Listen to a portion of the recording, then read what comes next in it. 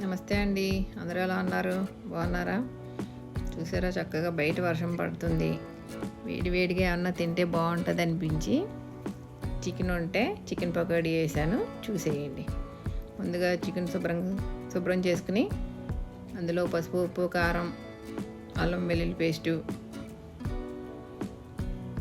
కొద్దిగా పెరుగు వేసుకుని బాగా కలిపి 2 గంటలు ఫ్రిడ్జ్లో పెట్టానండి.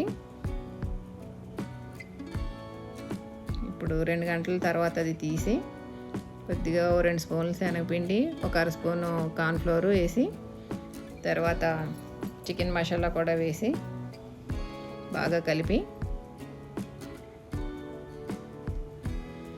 మూగుడు పెట్టుకుని ఆయిల్ వేసుకుని అందులో పకోడీలా వేసానండి.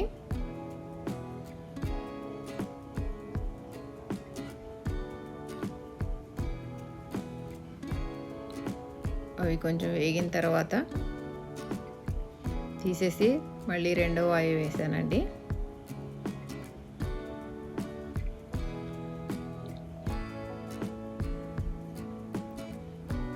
అవి కూడా వేగాక తీసి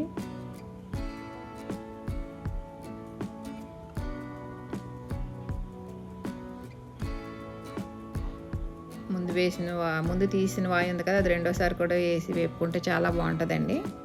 మంచి క్రిస్పీగా వస్తాయి, బాగా ఉడుకుతుంది కూడా లోపల.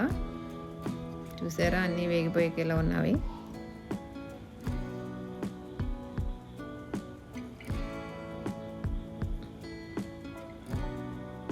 మొత్తం అన్నీ వేగాక తీసి ఆ నూనెలోనే కొంచెం కరివేపాకు కూడా వేసానండి.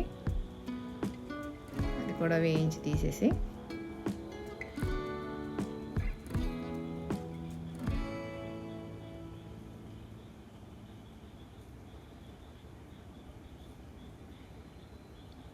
చికెన్ పకోడీ రెడీ అయిపోయిందండి. నిమ్మకాయ, చక్కగా ఉల్లిపాయతో సర్వ్ చేసుకోవడమే.